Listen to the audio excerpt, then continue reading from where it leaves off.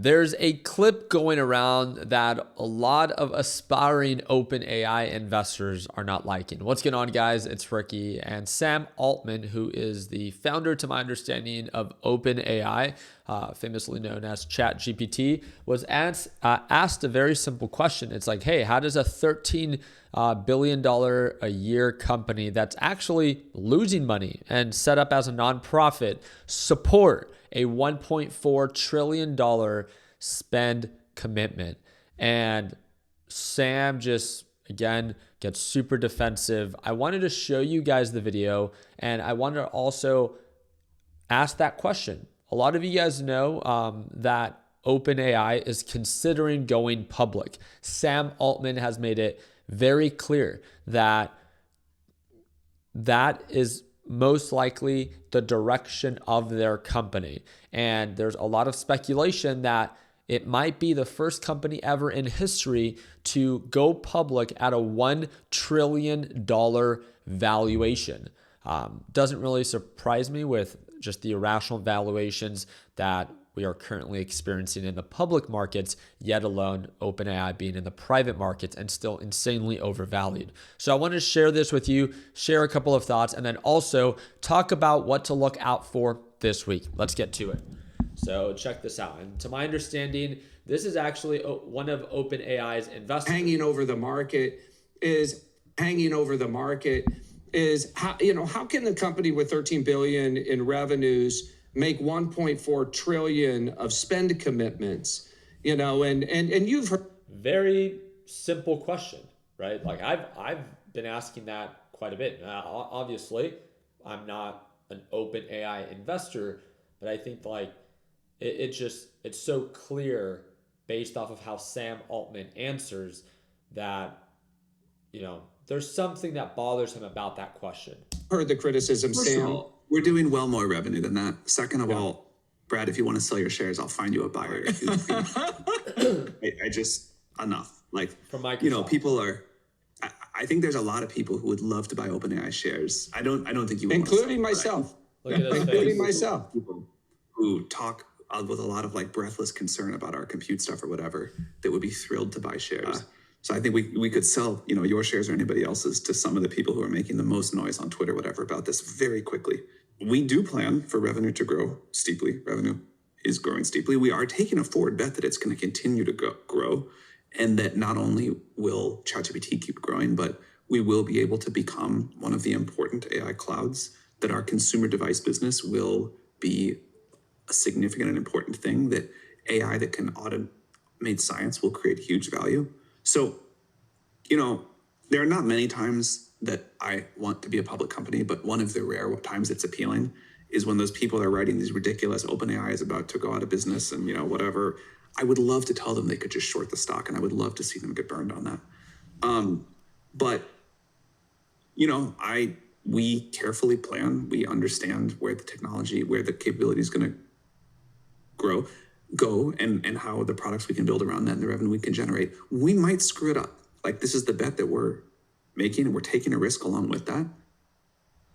Wait, so if you might screw it up, wouldn't that be ideal for short sellers? I don't know about you guys, but that answer that Sam Altman gave, he just didn't like the question. He didn't like that one of his investors, and obviously that's a private investor for OpenAI. He didn't like to be questioned. How does a company that's committed $1.4 trillion in spend commitment with all these different partnerships? If you guys don't know what I'm talking about, very quickly, I wanted to show you. I mean, it's become a joke to some degree, but not necessarily, because there is value behind what OpenAI is doing. And let me make this very clear. If OpenAI were to go public, would I trade it? Yes. Would I, especially in current market conditions, would I believe that OpenAI can skyrocket? Of course.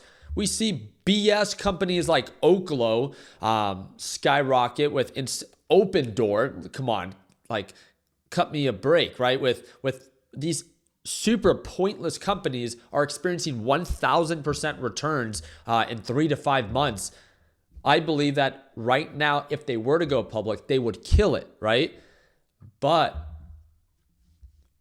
What happens if they begin to go public and begin, just like how we said, they are aggressively spending into their future in hopes of doing well. So if they don't, is it going to be a huge flop? But there's huge companies. I mean, they're literally working with the biggest companies in the world. From Microsoft, who was actually on the call, he was part of the Microsoft team, NVIDIA, Oracle, AMD. I mean, the list goes on, right?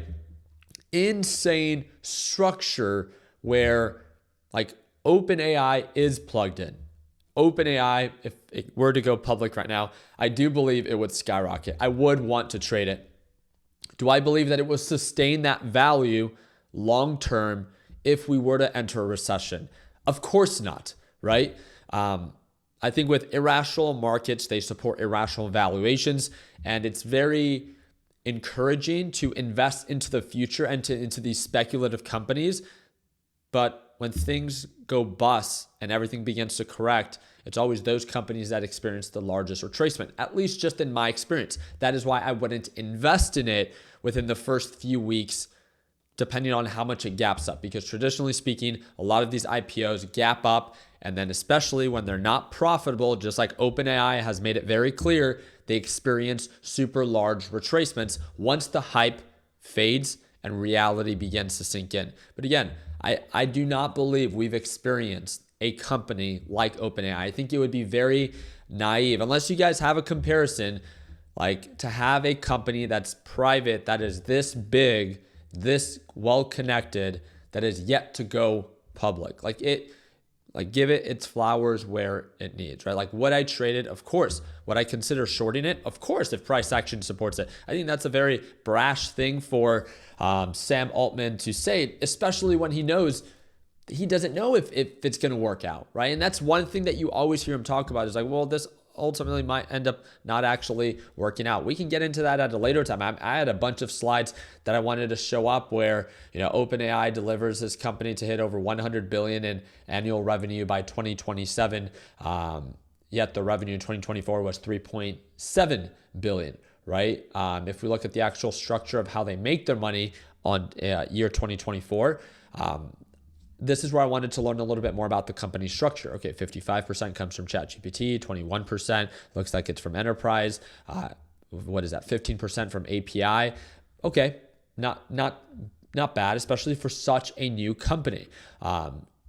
A lot of people are not a fan of this thing having a structure, business structure of a nonprofit, yet it's about to go public, and obviously investors want it to be profitable. I don't know how that all works. It's one of the first that I've ever seen do this. But again, we live in such a odd time where things like this just don't surprise me anymore.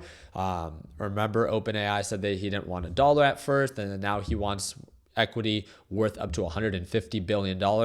How do you get restructuring of $150 billion valuation when it's supposed to be a nonprofit? Again, just goes full circle. The thing that I wanted to share with you was the $1 trillion valuation. You guys know that I love looking at valuations to what the company currently makes. And I thought it would be kind of funny to ask ChatGPT, how much does ChatGPT make in revenue a year? And then obviously it shared with me of what it's projected to do in 2025. It said that figure has roughly risen to about $12 billion. But even when it got brought up to Sam Altman in that video, he said roughly right around, he said, oh, how does a company that makes 13 billion, have 1.4 billion in valuation? But he says, oh, we make much more than 13 billion, supposedly, right? I asked it a very simple follow-up question.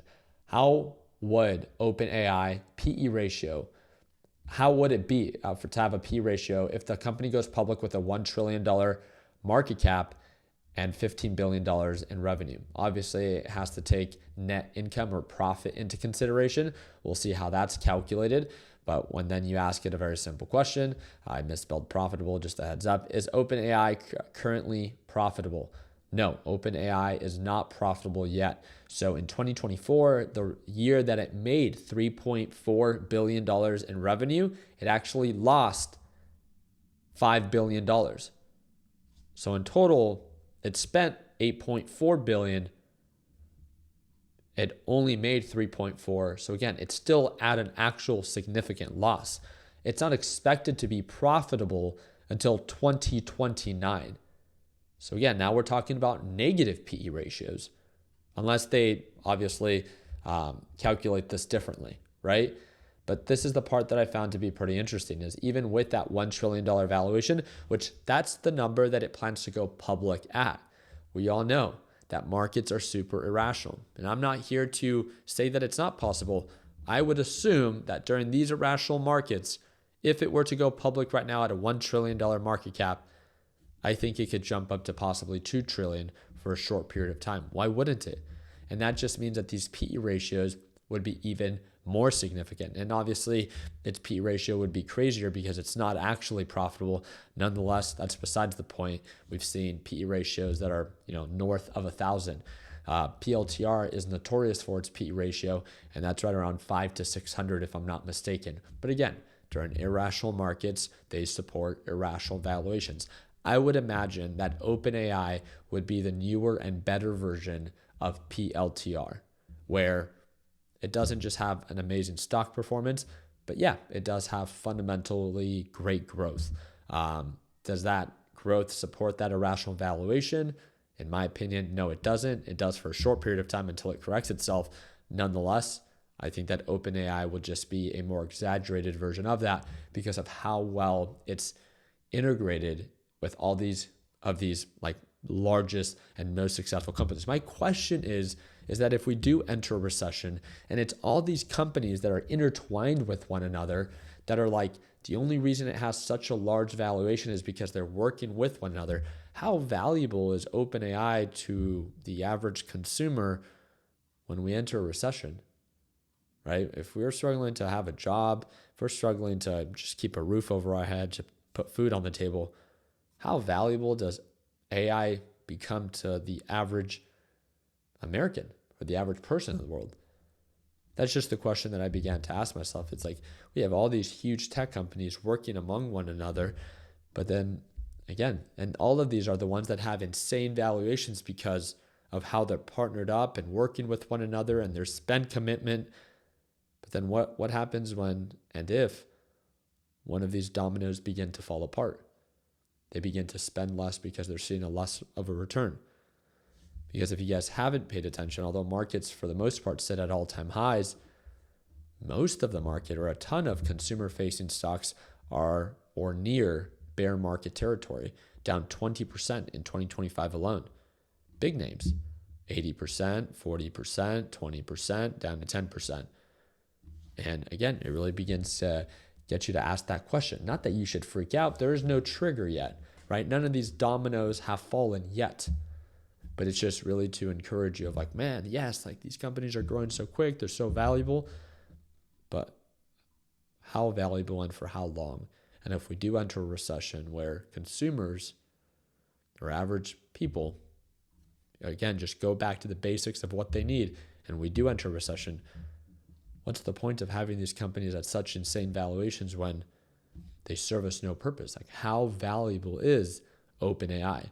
And remember, the risk of over-investing and overspending for these companies can later lead to huge losses. Just food for thought, not even saying that we're close to it, just of course entertaining it because of how much there is in these like spend commitment. I don't think people really take that into consideration. This company, OpenAI, makes $15 billion, if that, in revenue. Not talking about profit, just makes. They spend more most likely because they lose money. But they have 1.4 trillion in spend commitments. Again, that's if expectations continue to be met. But if they begin to retrace and begin to fall back on their commitments, how does the rest of the dominoes follow? Food for thought, right? Let's go ahead and talk about what's in store for this week. So this week, starting November 3rd, which is tomorrow, we have Palantir and Hims. I cannot wait for Hims to report earnings. I am so excited. I would love to short it, but Hims is just a little bit too oversold. So maybe, hopefully, it pops up a little bit so then I can short it a little bit more. And then Palantir, of course, a lot of you guys like that. AMD, Uber, Shopify and Spotify Robinhood, McDonald's, AppLovin, Wave, Open Door. I cannot wait for Thursday. Absolute BS company, loses money every single quarter, every single year, yet it has an insane return. I would love to short that stock. But again, we'll talk about this in a little bit more detail tomorrow during our live trading session. And I hope to see you guys there. I trade live every single morning right at market open. It's designed for complete beginners. It's a one-time payment for lifetime access, and you can tune on in. All you have to do is click that second link in the description down below. Quick little heads up. I'm not like someone who likes to hype up stocks. I often like to poke holes in what I see to be not a bubble, but overvaluations. If you don't like the way that I break things down, I respect it. I know that I'm definitely not for everyone, but in a market full of greed, I like to kind of be more of a middle ground. While everyone's hyping you up, I like to make you aware of the risk. So hopefully you make a more calculated and informed decision, not just thinking about the upside, but also taking downside into consideration. Not that you should be scared and to sell everything, but again, if all you're thinking about is how much more you can make, but not about how much you can lose, and managing that loss, then you're only one bad trade away from giving it all back, right? So again, if you ever want to tune on in, second link in the description down below. We have a little discount there for you. Like always, let's make sure that we end the year on a green note. Take care, team.